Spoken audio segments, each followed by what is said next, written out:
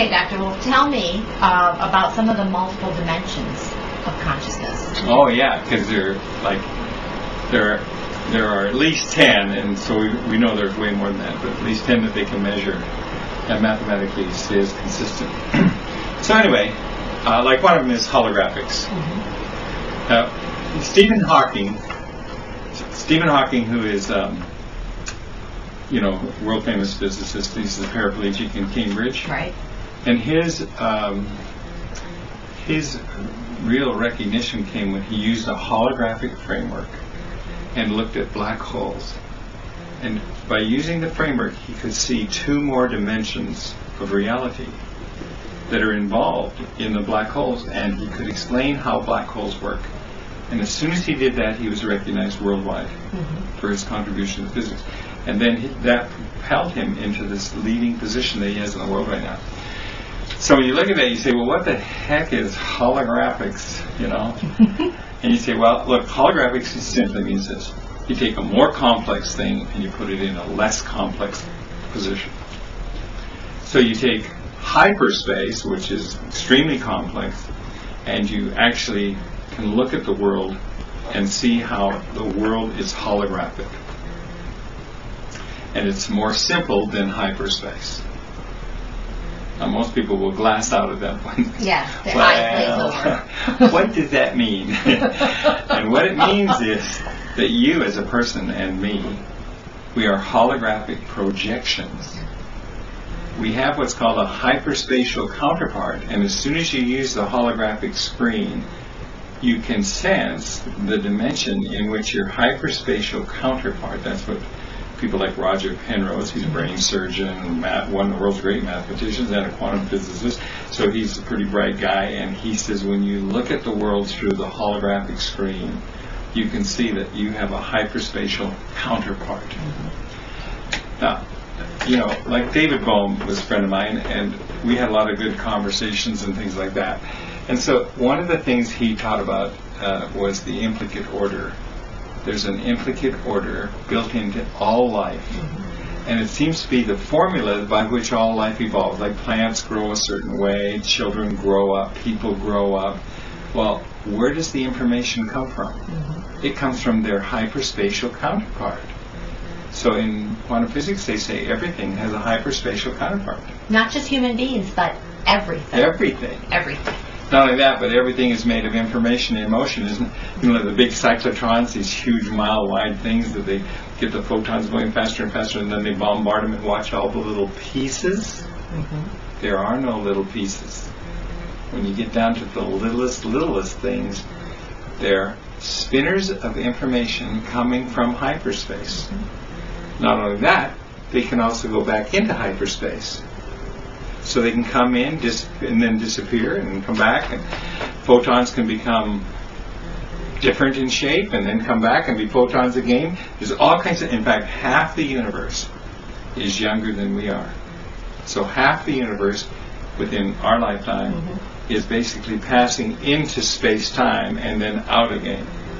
Now the other half is older than we are, and some of it's like 15 billion years old, which may seem like a lot of time, except for one thing. According to like Stephen Hawking, who's also at Cambridge, time is relative. That is, time bends. So in his book, The Universe in a Nutshell, he draws this out. And he shows that if time bends, then the past, the present, and the future are all in reality running in parallel, outside of time. And that's why hyperspace is more complicated, because it's got the past, the present, and the future all running now. At the same time. At the same time, outside of time. Now that's very valuable information. Because, most of humanity is addicted. They're addicted to their thought forms, to their, what we call holodynes. They're self-organizing information systems. Yeah, what is a holodyne? Because I know I'm studying with you, and I'm learning about holodynes, but for people listening and watching us have this conversation, what is a holodyne? Well, it's just what it says, holo meaning whole, and dyne like in dynamite, a whole force in action, a whole force. So it's something that has the power to cause. And guess what it's made out of? The Same thing, yeah. Information systems. Same thing everything else is made out of. It's information systems. They're dynamic and they form into patterns. So anything that has a pattern, like matter in your body and the buildings around you and so forth, it's in form. Mm-hmm. So it's made of information. So there are, through a holographic screen again, as soon as you look at consciousness and you say, I wonder what's in there. You find these little forms. People have all kinds of names for these. Mm-hmm. But we called them a long time ago holodynes because they're units of cause. Mm-hmm. They can cause things to happen. Now they're micro, so they're very, very small. Mm-hmm. But if you think of an apple, what color is the apple? Green. Yeah, if I talk about my red apple, and you can talk about your green apple, and I can say, no, my red apple is God's apple. And you can say, well, no, mine's God's. And all of a sudden we have two religious feelings about two religious apples. And I'm going to go to war with you and say it's my apple or nothing, and you're the infidel and I'm the righteous one. And this is how the wars start. They have nothing to do with the people involved. Nor the apple. Nor the apple. They have to do with the holodynes that are immature, because some of these information systems have not grown up. And so in a way, humanity is on cruise control most of the time. Mm-hmm. Now this is that caterpillar mentality. And we just eat, or we just war. Like in my life, we've had just dozens of continual wars, one right after another, in my own lifetime.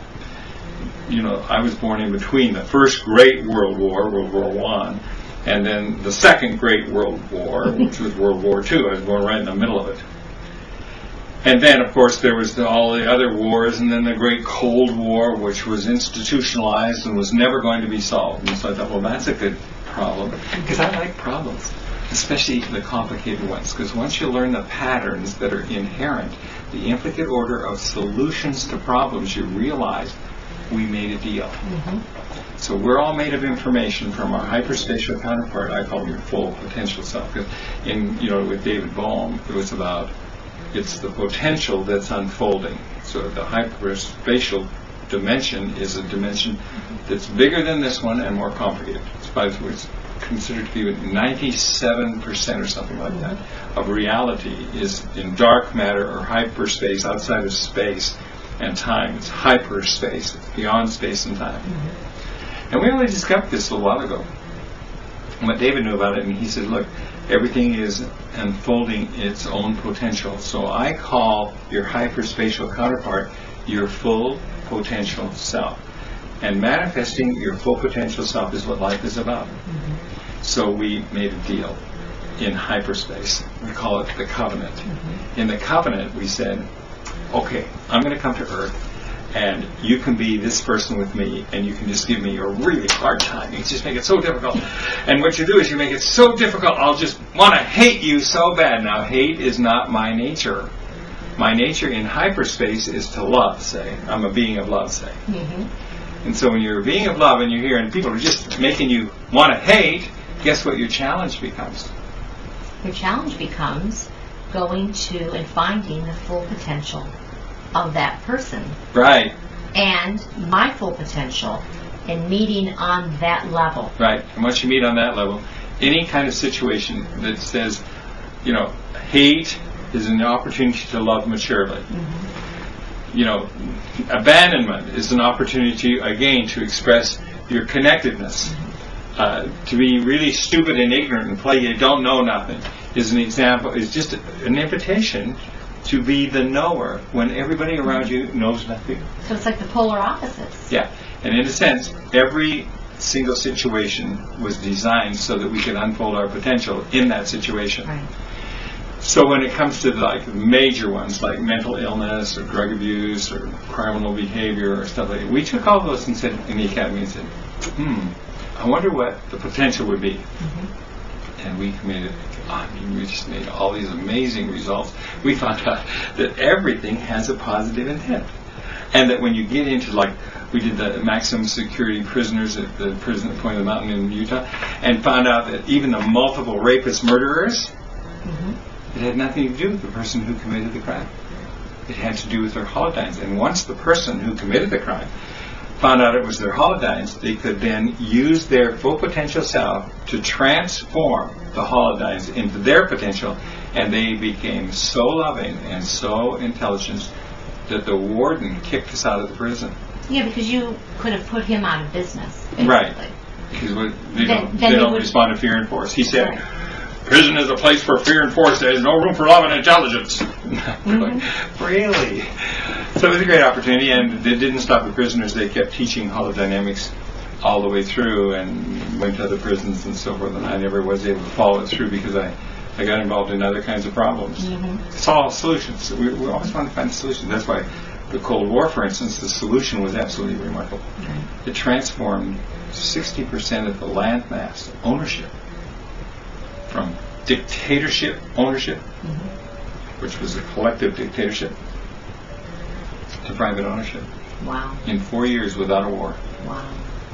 And they did it because we taught them holodynamic principles all the way through and looked at the potential, and that's what they did. They started using their full potential self as their reference instead of the state. So they were the caterpillar that was ready to transform right. into the butterfly. Actually, the imaginal cells were the ones who learned how to be conscious in the middle of a semi-conscious state. Mm-hmm. And so they were able to transform that.